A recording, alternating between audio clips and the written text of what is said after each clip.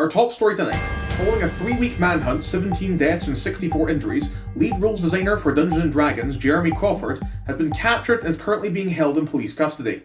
Crawford, whose Sage Advice blog has provided rules clarifications to thousands of D&D fans, led police on a spirited chase through the Colorado Rockies before being cornered in a canyon with both arms elbow deep into a dead elk.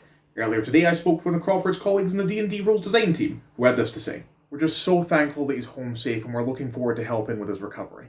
Just when did you begin to suspect there was something wrong with Jeremy? Well, we really should have suspected something was wrong when he was ripping out his fingernails, eating cockroaches and babbling to himself in ancient Sumerian, but we only really admitted there was a problem when he suggested porting all of Vanilla Ranger into 6th edition and making Advantage stack. It's one of those elephant in the room type situations. You can ignore it for as long as you like, but you eventually need to come to terms with the fact that the lead designer of Dungeons & Dragons was possessed for an unknown period of time. So you have no idea exactly how long he was possessed by an otherworldly entity? Yes, and tragically, because we have absolutely no idea how long Jeremy was afflicted, it calls every single rules clarification that he has made into question. Are you saying that this potentially calls all of 5th edition into question? It is in fact possible that 5th edition in its current state was published as part of a plot by a malign spirit that was torturing Jeremy Crawford's soul. What about Rule 0, the rule that Jeremy Crawford famously championed that states that only the DM can decide for themselves exactly which rules best suit their game? Even Rule 0, tragically, may be vicious lies told by a spiritual parasite bent on sowing chaos throughout the tabletop gaming world. Well, I'm sure I speak for many of our viewers when I ask how many rules clarifications can we trust? We know this is going to be incredibly disruptive to our players' gaming experience. After all, there is only one way to play D&D, and that is exactly the way Jeremy Crawford tells you to.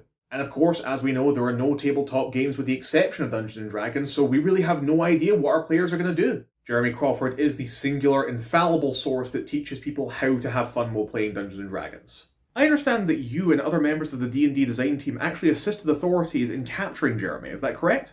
Yes, and we're extremely grateful to the Colorado State Police and all the first responders that held Jeremy down while we performed a ritual exorcism of forcing the demon to make repeated charisma saving throws at disadvantage. And what legal ramifications will Jeremy Crawford face for the havoc that was perpetrated by the demon that held control of his soul? Oh, none whatsoever. As a matter of fact, if the families attempt to pursue legal action against Jeremy, we will ensure they are branded as heretics. Coming up later in the programme, Monsters of the Multiverse will be released as part of a gift set 4 months ahead of its own release date. We ask Wizards of the Coast how much money they really fucking need. For totally real tabletop gaming news, I'm a big fat socialist.